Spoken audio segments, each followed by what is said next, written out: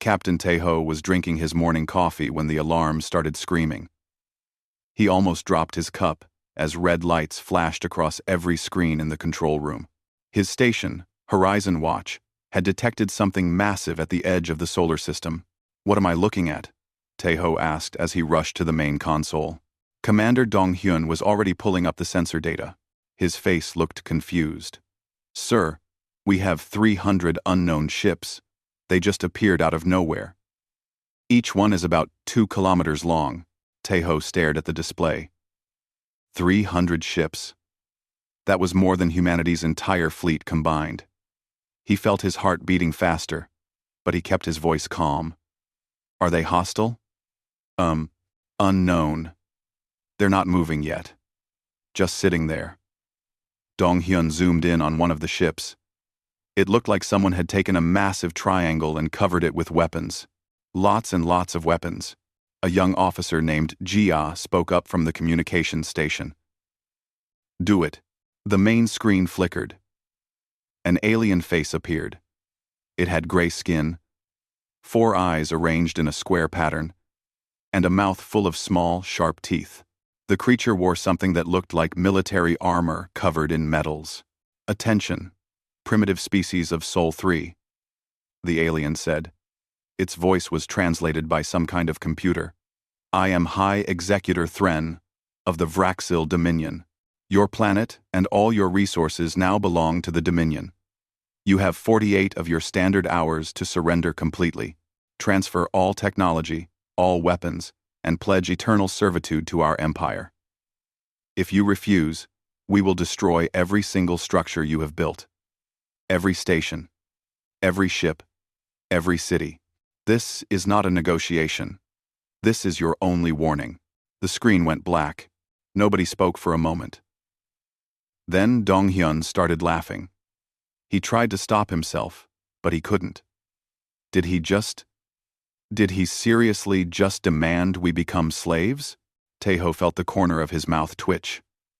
"Forward this to Earth, command immediately. Also, send it to Dr. Heejin. I want her opinion on these aliens."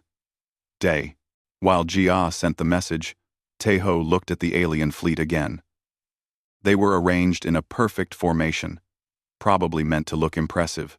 And it did look impressive, if you didn't know anything about modern warfare. Those ships were packed together so tightly that one good explosion could damage dozens of them. "Sir, Dr. Heijin is responding already," Jia said. "She wants to know if this is a joke. Tell her I wish it was." 10 minutes later, Tejo's screen showed Dr. Heijin's face. She was in her lab on Earth, surrounded by holographic displays. She looked more excited than worried. "Tejo, this is fascinating," she said. "I've analyzed their transmission protocol. Do you know what I found? They're using the exact same script they've probably used 1,000 times. Look at this." She shared her screen. It showed the alien's speech with highlighted sections. "See these phrases? Primitive species. Eternal servitude. This is not a negotiation. It's all template language. They probably have a database where they just insert the planet name and send the same threat every single time." Tejo rubbed his face. "So they're professional bullies." Tejo. "So, Tejo. Exactly. And I found something else. Their ships are using fusion reactors. Fusion. Tejo. We stopped using fusion 40 years ago. And those weapons? Plasma cannons. Basically fancy blowtorches compared to our kinetic systems. So, what are you saying?" "I'm saying these aliens picked a fight with someone way out of their league, and they don't even know it yet." Admiral Sung-min called an emergency meeting on Earth.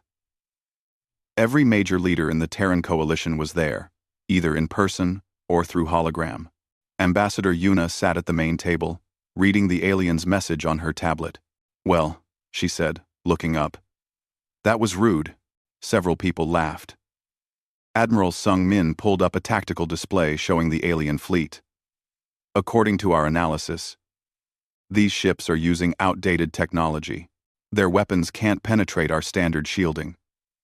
Their engines are slow. Their formation is terrible for actual combat.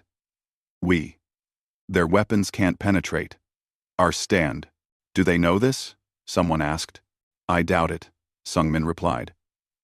They've probably been conquering primitive civilizations for centuries. Show up with a big fleet. Make threats. Everyone surrenders. They've never had to actually fight. Ambassador Yuna stood up. Then we should educate them. Politely, of course. We're not barbarians. What do you suggest? Sungmin asked. I suggest we respond diplomatically. Thank them for their message. Decline their offer. And invite them to discuss trade instead. When they inevitably do something stupid, we'll give them a small demonstration of our capabilities, just enough to make them reconsider their life choices. The room was quiet for a moment, then everyone started nodding. It was a good plan. Humanity had always preferred talking over fighting. But if these aliens wanted a lesson, humanity could provide one. Yuna spent an hour crafting the perfect response. It was polite, but firm. She thanked them for their message, explained that humanity was not interested in servitude, and suggested they discuss cultural exchange and trade agreements instead. She even offered to send them some books about human history and philosophy. When High Executor Thren received the message, he couldn't believe what he was reading. These humans thought they could just say, no? They thought they could offer him books instead of surrender? They mock us, he growled to his second officer. They dare to mock the Vraxil Dominion. Perhaps they don't understand the situation, his officer suggested. Then we will teach them. Thren pointed at the tactical display.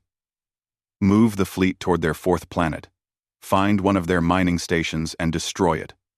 Show them we are serious. Back on Horizon Watch, Taeho watched the alien fleet start moving. They were heading toward Mars. Their ships accelerated slowly, reaching only 30% of light speed.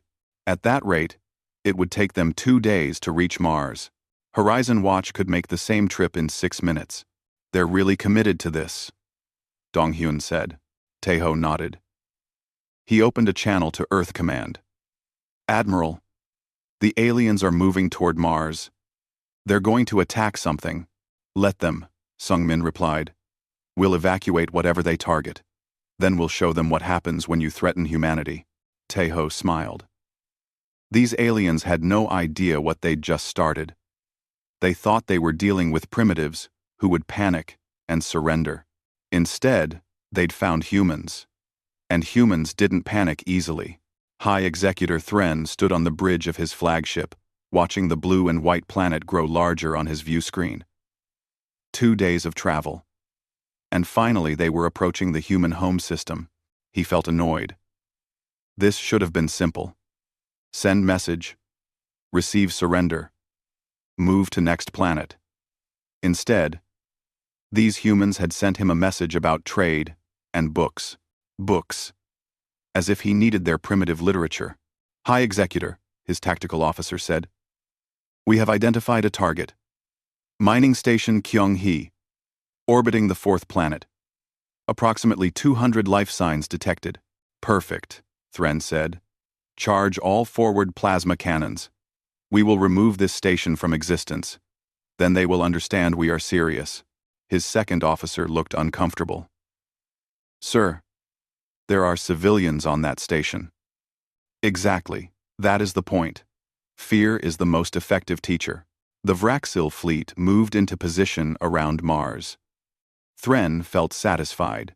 His 300 ships surrounded the small mining station, like predators circling prey. The humans would see this display of power and finally understand their situation. Ready to fire on your command, High Executor. Thren opened his mouth to give the order. Then his screen flickered. The mining station's lights were turning off section by section.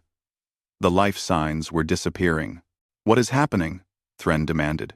Sir, the humans are. They're evacuating. But I don't see any ships leaving the station. Thren zoomed in. The station was clearly empty now. Every single human had vanished in less than 6 minutes. No ships. No escape pods. Nothing. Where did they go? His science officer studied the readings. I'm detecting quantum fluctuations. I think I think they teleported. They what? Teleported. Matter displacement using quantum tunneling. It's theoretically possible but requires enormous amounts of energy. We've never managed to make it work on such a large scale. We've never problain. Thren felt a small seed of doubt plant itself in his mind. He pushed it away. No matter. Fire anyway. Destroy the station. The plasma cannons fired.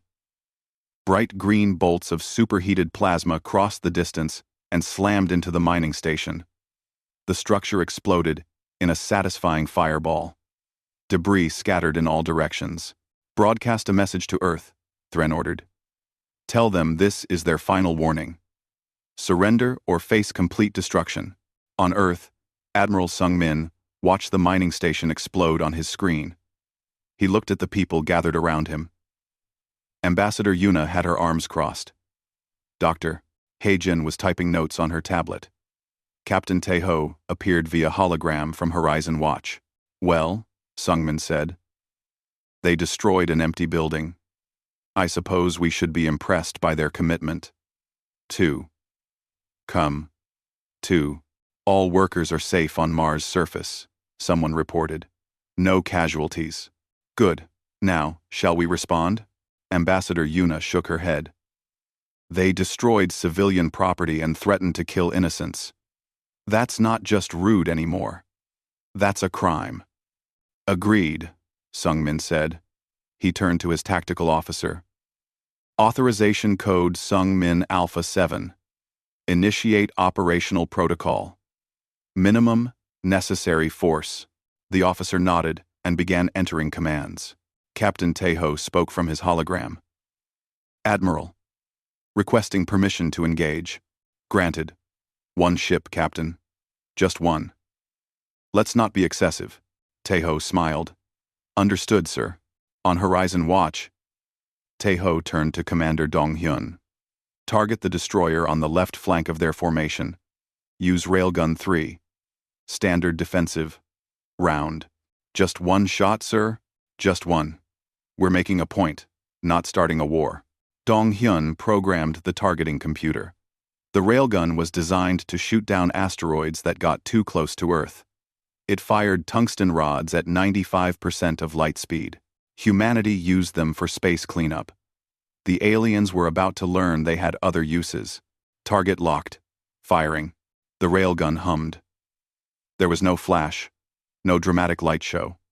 The tungsten rod simply accelerated down the magnetic rails and launched into space. It was invisible, moving too fast for most sensors to track. 3 seconds later, High Executor Thren's view screen showed one of his destroyers suddenly develop a hole. A perfectly circular hole that went through the entire ship, front to back. The destroyer's power systems failed. Its hull buckled. Internal atmosphere vented into space. Report, Thren shouted. Sir.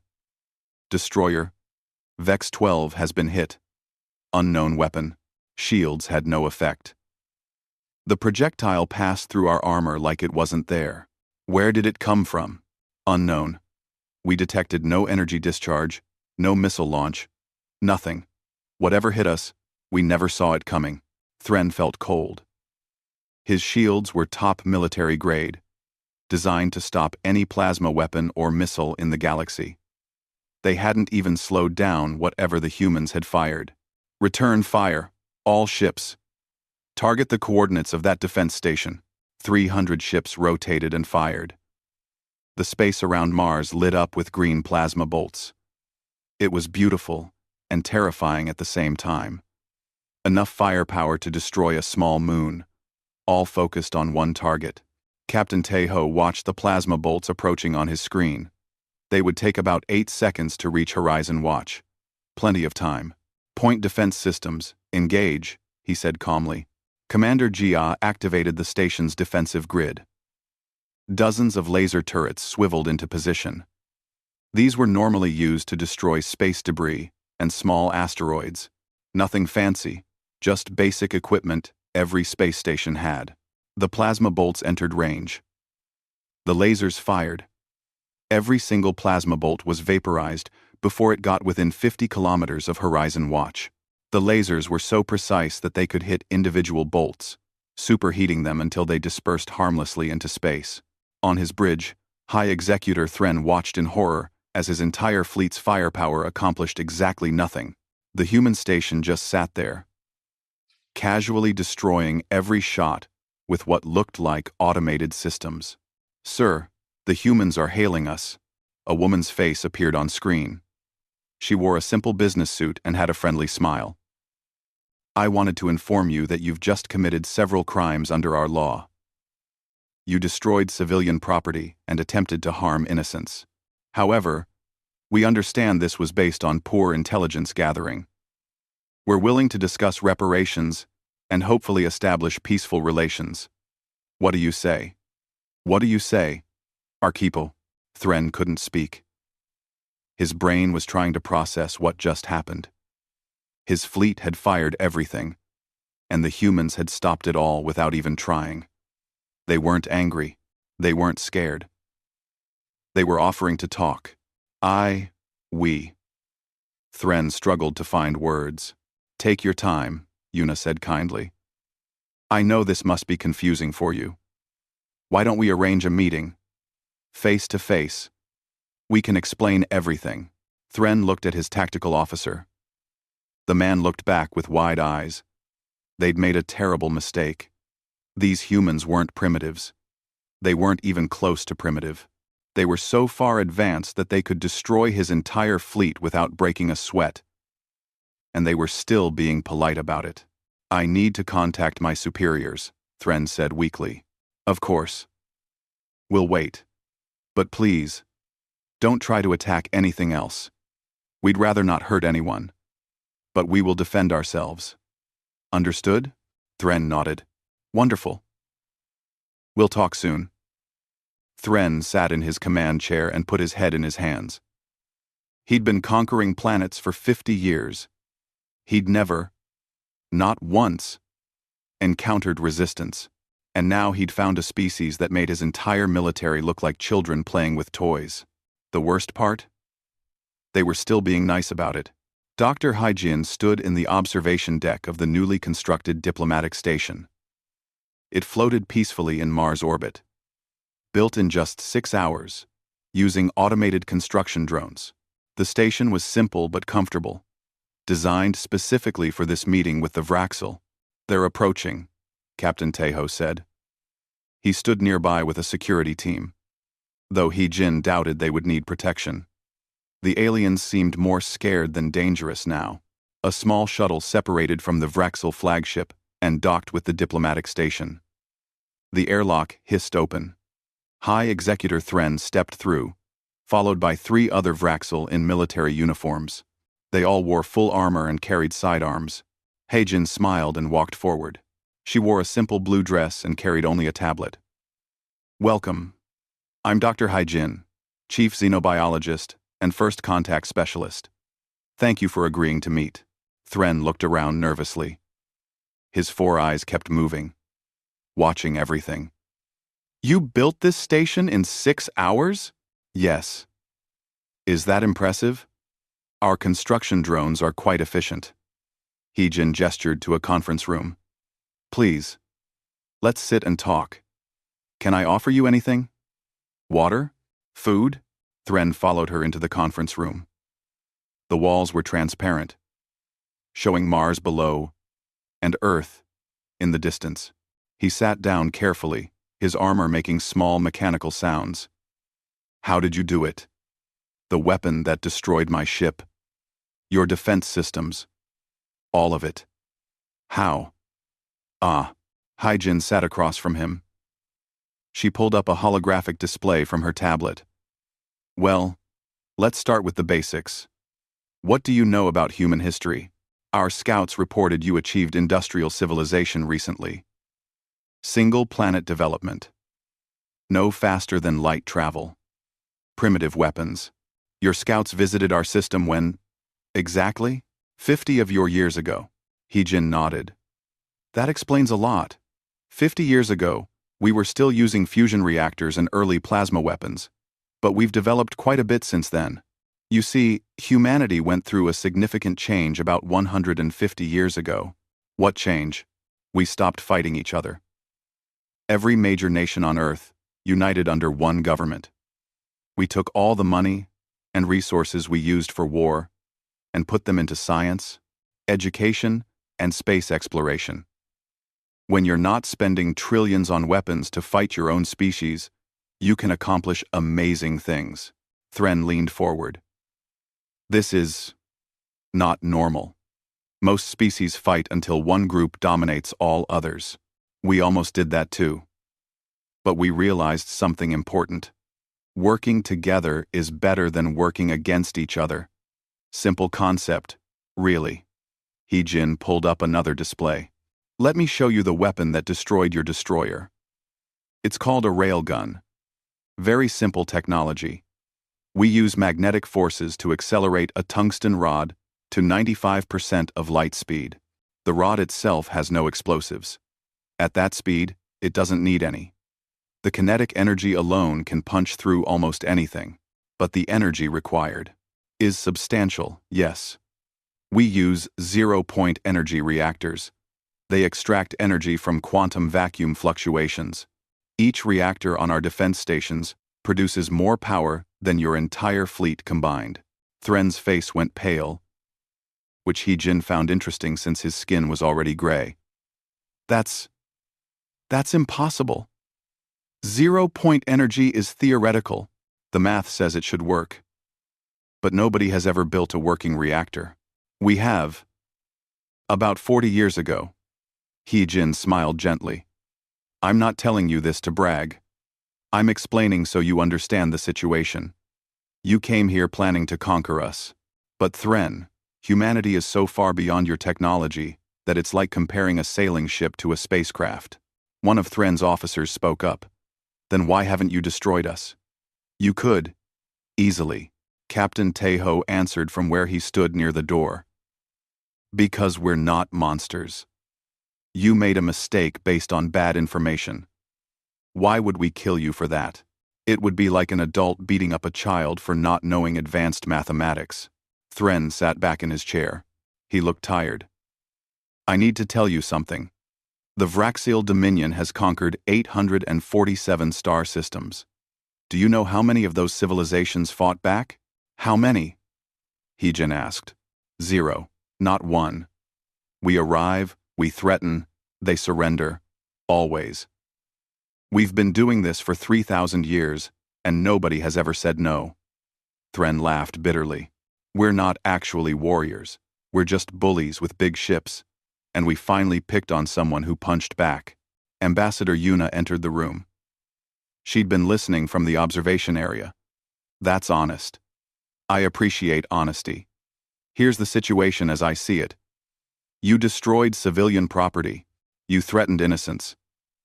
Under Terran law, those are serious crimes. But you're also visitors who didn't understand our capabilities. So here's what I propose. You pay for the mining station you destroyed. You return to your home world and tell your government what happened here. And you never threaten humanity again. In exchange, we won't press charges, and we'll even offer a trade agreement. Does that sound fair? Thren looked at his officers. They all nodded. More than fair. But I have a question. Why are you being so kind? We came here to enslave you. Yuna sat down at the table. Because we believe people can change. Your civilization has been conquering primitives for thousands of years. You've never had reason to question whether it was right or wrong. Now you have that reason. What you do with this knowledge is up to you. Admiral Sung Min appeared via hologram. I have a question for you, High Executor. Of those 847 civilizations you conquered, how many actually wanted to fight? 2.7. Maybe 5-1. And how many just surrendered because your fleet looked scary? Thren thought about it. I don't know. We always assumed they were smart enough to recognize superior force. Or maybe they were terrified and had no choice, Sung Min said. Have you ever considered that? You've built an empire on fear. But fear isn't loyalty. Fear is just delayed rebellion. What are you suggesting? I'm suggesting the Vraxel Dominion is probably very unstable. You have 847 conquered worlds full of species that hate you. The moment they think they can win, they'll revolt. All of them at once. Thren's eyes widened. He'd never thought about it that way. But the human was right. The Dominion had to keep military forces in every system to prevent uprisings. They spent enormous resources just maintaining control. Dr. Heejin pulled up another display. Here's what we're offering. Humanity will provide technical advisors to help the Dominion transition from a conquest-based economy to a trade-based economy. We'll teach you about zero-point energy, advanced medicine, quantum tunneling, and other technologies. In exchange, you release your conquered worlds and allow them to govern themselves. Species that want to remain part of the Dominion can do so voluntarily. My government will never agree to this, Thren said. Then your government will eventually face revolt from 847 different species at once, Sungmin said bluntly. And when that happens, the room was quiet. Thren processed what he'd just heard. These humans were offering him a way to save his civilization. Not through continued conquest, but through voluntary cooperation. It was revolutionary. It was terrifying. It was also the only logical path forward. I need time to think, Thren said finally. Of course, Yuna said. Take all the time you need. Your fleet is welcome to remain in our system, as long as you don't attack anything. We'll even provide food and medical supplies if you need them. Thren stood up. His officers followed. Thank you. I will discuss this with my superiors. But, I think you may have just changed the entire galaxy. As the Vraxel delegation returned to their shuttle, Captain Taeho walked over to Haijin. Do you think he'll convince his government? I don't know, Haijin said. But we planted a seed. Now we wait and see if it grows. High Executor Thren sat alone in his quarters aboard the flagship. He'd sent a long message to the Vraxel High Command 13 light-years away. The response would take 26 years at normal communication speeds. But the humans had offered him use of their quantum communication network. The response came back in 30 minutes. The message was not encouraging. Supreme Commander Vexus appeared on his screen. All four eyes narrowed in anger. You are telling me that a primitive species destroyed one of our destroyers? That they stopped our entire fleet's weapons with basic defense systems? High Executor Thren, this sounds like cowardice disguised as military assessment. Supreme Commander, I witnessed it myself. These humans are not primitive. They have technology far beyond our own. Zero-point energy, quantum tunneling, weapons that move at near light speed. We cannot defeat them. Cannot or will not. Perhaps you have grown soft, Thren. Return home immediately. We will send a proper war fleet to deal with these humans. That would be a mistake, sir. These humans could destroy a war fleet just as easily. But they don't want war. They're offering alliance, trade, technology sharing. This is an opportunity, not a defeat. The Dominion does not make alliances. We conquer. That is our way. Thren took a deep breath. Then our way is going to get us all killed. Supreme Commander, I request permission to negotiate a formal treaty with the humans. There was a long pause. Finally, Vexus spoke. You have 1 month. If you cannot bring me a satisfactory treaty, you will be replaced. Do you understand? Yes, Supreme Commander. The screen went dark. Thren put his head in his hands. 1 month to change 3,000 years of Dominion policy. It seemed impossible. But after meeting the humans, he knew it was necessary. Dr. Heejin sat in her office on Earth, reviewing data about Vraxel biology and culture. The more she learned, the more she understood their problem. The Vraxel had evolved on a harsh world where only the strongest survived. Their entire culture was built on hierarchy and dominance. Asking them to cooperate as equals was like asking them to deny their evolutionary instincts. But humans had done exactly that. Humanity had evolved as tribal hunters, programmed to fear outsiders and compete for resources. Yet they'd overcome those instincts to build a peaceful global civilization. If humans could do it, maybe the Vraxil could too. Her screen chimed. Captain Teho was calling from Horizon Watch. "He Jin! We're detecting movement in the Vraxil fleet!" Several ships are breaking formation. Hostile? No. They're arranging themselves into a different pattern. Almost like, wait. Teho laughed. They're spelling out words in their formation. It says, "Can we talk?" Heijin smiled. That's actually creative. Tell them, yes. An hour later, Thren stood in the diplomatic station's conference room again. This time, he came alone, without armor or weapons. He looked exhausted, but determined. "My government wants a treaty," he said without preamble. "But they don't understand what they're agreeing to. I need your help explaining it to them." Ambassador Yuna entered with Admiral Sung Min and Commander Dong Hyun. They all sat down at the conference table. "We're listening," Yuna said. "The Dominion's economy is based on conquest. We take resources from conquered worlds. We use conquered populations for labor. If we release those worlds, our economy collapses. My people starve. The government falls. There's chaos." Thren looked around the table. "How do we prevent that?" Sung Min pulled up a holographic display. "You transition slowly. First, you change from forced labor to paid labor. People work better when they're paid fairly. Second, you change from taking resources to trading for them. You have things other species want. Technology, ships, industrial capacity. Trade creates relationships. Force creates resentment. But that takes time, and during that time, there will be resistance from within the Dominion. Many Vraxil believe conquest is our right, our destiny. Then you'll need to show them a better destiny," Heijin said. She pulled up images of Earth. "Look at what we accomplished when we stopped fighting ourselves. Cities that reach into the sky. Space stations that house millions. Ships that can cross the solar system in minutes. Medical technology that extended our lifespans by decades. Art, music, literature, science. All of this became possible when we redirected our energy from destruction to creation." Thren stared at the images. He'd seen human cities from space, but he hadn't really looked at them. They were beautiful. Not just functional, but genuinely beautiful. The Vraxil built structures for efficiency. Humans built them for joy. "I want this for my people," Thren said quietly.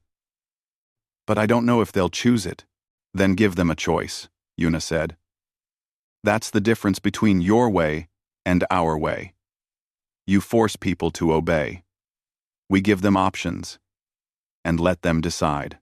Yes, some will choose wrong. Some will resist. But most people, when given a real choice, will choose peace over war, prosperity over poverty, freedom over oppression." Dong Hyun spoke up. "I have a suggestion. What if we arrange a cultural exchange? Bring some Vraxil citizens to Earth. Let them see human civilization with their own eyes. Let them talk to humans, eat human food, experience human culture. Then send them home to tell others what they saw." Thren considered this. "You would allow Vraxil civilians on your home world? After we threaten to destroy you?" End quote. Vraxil Tains. End quote. RQ2 the Tains storing. End quote. End quote. End quote. End quote. RQ2 the Tains. End quote. End quote quote. "Of course," Sung Min said. "You're not our enemies. You're just people who made a mistake. People can learn from mistakes." Sung Min. Over the next week, a plan took shape. The Vraxil would begin a 5-year transition period. During year 1, they would announce that all conquered species could hold referendums on independence. Any world that voted to leave could do so peacefully. The Dominion would retain trade relationships but not military control. During years 2 through 5, the Vraxel would implement economic reforms with human technical assistance. Zero-point energy reactors would replace fusion plants. Advanced medicine would be shared. Educational exchanges would begin. In exchange, the Vraxel would pay reparations for the destroyed mining station and agree to never threaten humanity again. They would also share their extensive star charts and information about other species in the galaxy.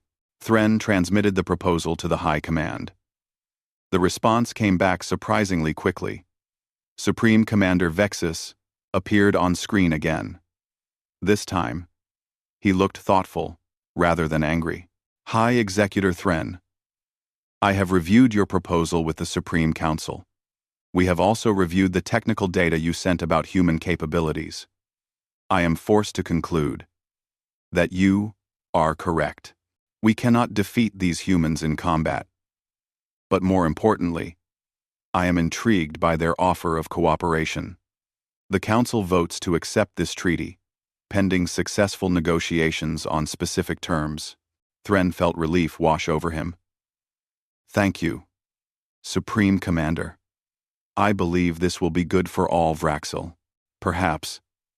But Thren, there is one condition. You will lead this transition. You have met these humans. You understand them. The Council is creating a new position. Trade Coordinator. You will hold this position and report directly to me. Do you accept? I accept. When Thren told the humans about his new role, Heejin laughed with delight. From High Executor to Trade Coordinator. That's quite a career change. It feels appropriate, Thren said. I came here to conquer. Instead, I learned to cooperate. Now I will teach my people to do the same. Ambassador Yuna raised a glass of water. To new beginnings. Thren picked up his own glass. He'd tried human beverages and found most too sweet or too bitter. But water was universal. To new beginnings, he agreed. Captain Tejo watched from the observation deck as the Vraxel fleet began its journey home. They moved slowly, their outdated engines struggling against the laws of physics. In a year or two, those ships would have zero-point reactors. They would move faster, go farther, accomplish more. But the real change wasn't technological, it was philosophical. The Vraxel had spent 3,000 years believing that might made right. Now, they were learning a different lesson. Cooperation was stronger than conquest. Peace was more valuable than dominance. It was a lesson humanity had learned the hard way. Now, they were teaching it to others. And maybe, just maybe, the galaxy would be better for it. 6 months had passed since the Vraxel fleet left the solar system. Captain Tejo stood on the bridge of the TCSS Ambassador, humanity's first dedicated exploration and diplomacy vessel.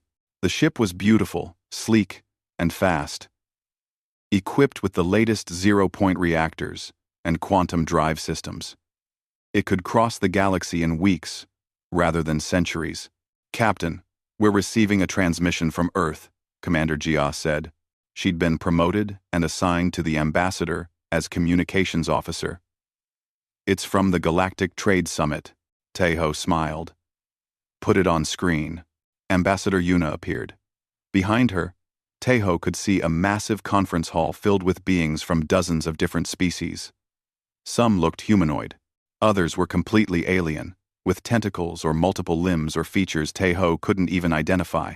Tejo, you should be here, Yuna said. 43 species sent delegations. 43. We're making history. How's our friend Thren doing? Yuna's camera swiveled to show Trade Coordinator Thren standing in a group of Vraxel and several other species. He was talking animatedly, gesturing with all 4 arms.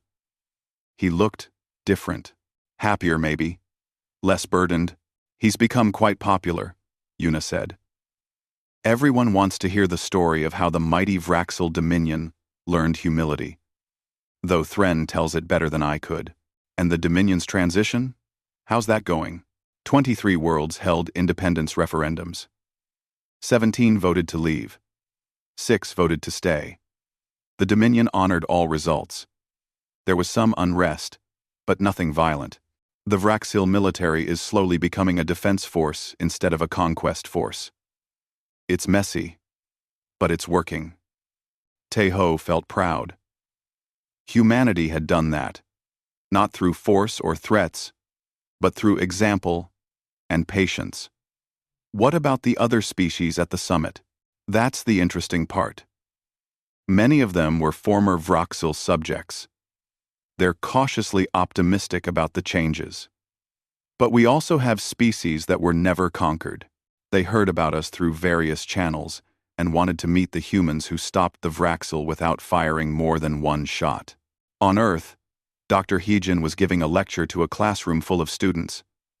But not human students.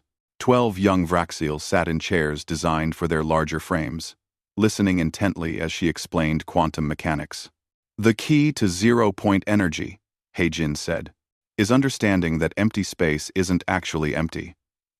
The quantum vacuum constantly produces particle-antiparticle pairs. We've learned to tap into that process and extract usable energy. One of the Vraxil students raised a hand. His name was Kex, and he'd been top of his class on the Vraxil homeworld. Dr. Heijin, how long did it take humans to develop this technology? About 30 years from initial theory to working reactor. But that was with our entire scientific community working together and sharing information freely. If everyone had kept their research secret, it might have taken centuries. We, for, we, for, we. Another student asked, "Why do you share this knowledge with us? Don't you fear we'll use it against you?" Ander, we know. Heejin sat on the edge of her desk. That's a good question. Here's the thing. Technology isn't good or evil. It's how you use it that matters.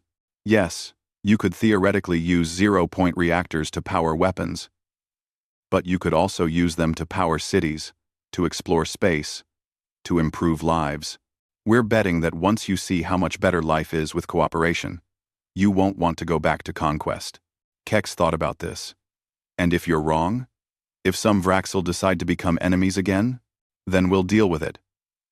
But we'd rather take that risk than refuse to help people who genuinely want to change. The Vraxil students were quiet. They were learning more than just science. They were learning a completely different way of thinking about the universe and their place in it. Admiral Sung Min sat in his office, reviewing reports from across human space. The solar system had become remarkably busy. Ships from a dozen different species arrived daily, seeking trade agreements, cultural exchanges, or just information about humanity. His screen chimed. An incoming transmission from an unknown source. Sung Min accepted it carefully. You never knew what might appear. A reptilian face appeared on screen. The being had green scales, large golden eyes, and small horns above its brow. Greetings. I am Diplomatic Officer Sora of the Keltharan Hegemony. I am contacting you on behalf of our government. Sung Min sat up straighter. The Keltharan Hegemony was the other major power in this region of the galaxy. They controlled about 500 systems through a combination of military might and political alliances. Unlike the Vraxil, they weren't conquerors. But they weren't particularly friendly either. Greetings, Diplomatic Officer Sora. I'm Admiral Sung Min of the Terran Coalition Defense Forces. How can I help you? 1. We have been observing recent events. The confrontation between your species and the Vraxil Dominion, the subsequent treaty, the Galactic Trade Summit. We find ourselves impressed. Thank you. Any species that can defeat the Vraxil without genocide is worth knowing. We would like to propose a meeting between our governments to discuss potential cooperation. Sung Min smiled. We would welcome that. When were you thinking? As soon as possible. The galaxy is changing rapidly. The hegemony wishes to be part of that change, not left behind by it. After the call ended, Sung Min sat back in his chair. The Kelthoran hegemony wanted to talk. That was significant. They were powerful, advanced, and had watched humanity very carefully before making contact. They weren't afraid, but they were respectful. That was a good sign. 3 months later, a celebration was held in Geneva, Earth. The main plaza had been transformed into a multicultural festival. Food stalls from Earth, the Vraxel worlds, and a dozen other species lined the streets. Music from different cultures blended into a strange but beautiful harmony. Captain Teho walked through the crowd with trade coordinator Thren. The Vraxel had become a friend during his visits to Earth. They'd spent many evenings talking about their different cultures, finding common ground despite their alien natures. "I never imagined something like this," Thren said, watching a group of human children play with Vraxel younglings. The children were teaching the Vraxel, a game involving a ball, and a lot of running. The Vraxel were terrible at it, but they were laughing anyway. "Neither did we," Teho admitted. "6 months ago, we thought we might have to fight you. Now look at us." Dr. Heejin joined them, carrying something that looked like a bright blue dessert. "Try this. It's from the Matharian delegation. Tastes like vanilla and electricity." Teho took a bite. She wasn't wrong. "How's the scientific exchange program going?" "Brilliantly. We've shared zero-point energy, quantum tunneling, and advanced medical techniques. In exchange, we've learned about Vraxel metallurgy, Keltharan agricultural technology, and Matharian biological computing. Everyone wins." Ambassador Yuna appeared on a raised platform, getting ready to speak to the assembled crowd. Admiral Sung Min and Commander Dong Hyun stood with her. Behind them, a massive screen showed representatives from over 50 different species. "Friends," Yuna began, and the crowd quieted. 6 months ago, the Vraxel Dominion arrived at our doorstep with demands of surrender. Today, we celebrate not their defeat, but their transformation. We celebrate not humanity's superiority, but our shared potential." The crowd applauded. Thren felt emotions swell in his chest. Humans called it pride, though it felt more complex than the Vraxel equivalent. "The galaxy has been shaped by conquest for millennia," Yuna continued. "Species rose to power through force. Empires were built on the backs of the subjugated, but I believe we can create something better. Not an empire of fear, but a community of cooperation. Not a hierarchy of strong and weak, but a network of equals." More applause. A Kelthoran delegate raised a tentacle in agreement. A Matharian clicked their mandibles in their species version of cheering. "This won't be easy," Yuna said. "There will be setbacks. There will be species that reject cooperation. There will be conflicts we must resolve.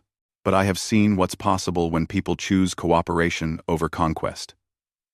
I've seen humans and Vraxil, once enemies, become friends. I've seen technology shared freely instead of hoarded. I've seen children from different worlds playing together, learning from each other." Yuna paused, looking around at the diverse crowd. "This is the future we're building. Not perfect, not easy, but possible, and worth fighting for." The celebration continued late into the night. Teho stood on a balcony, looking up at the stars. Somewhere up there, the TCSS ambassador waited for his return. He had a mission to explore new systems, meet new species, and invite them to join this growing community.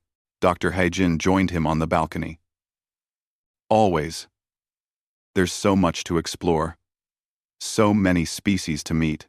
Just remember," Heejin said, "we're not out there to conquer or to prove we're better. We're out there to make friends." "I know. That's what makes it exciting." Below them, humans and aliens mingled freely. Languages mixed in the air, dozens of different sounds, creating a symphony of communication. Somewhere, a Vraxel was trying human pizza for the first time and declaring it the greatest food in the galaxy. Nearby, a human was learning a traditional Matharian dance that involved a lot of spinning. The galaxy was changing. The old ways of conquest and domination were slowly giving way to something new. It wouldn't happen overnight. There would be resistance, setbacks, and moments of doubt. But it was happening. Admiral Sung Min appeared on the balcony with Trade Coordinator Thren. "Congratulations, you two.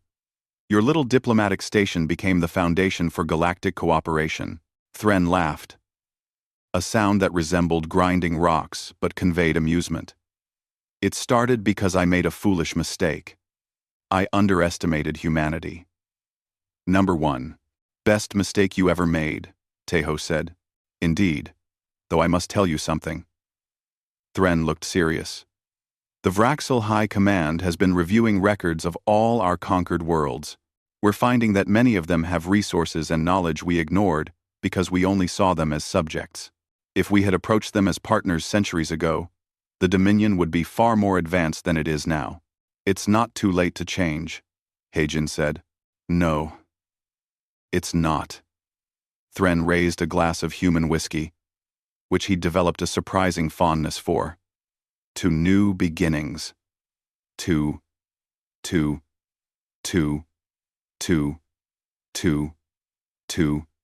new beginnings." They all raised their glasses. Around them, the celebration continued. Above them, the stars shone bright with possibility. The galaxy had laughed at the Vraxel Dominion's arrogance, but now it was laughing with joy at the possibilities that cooperation created. Humanity hadn't conquered the galaxy. They'd done something far more impressive.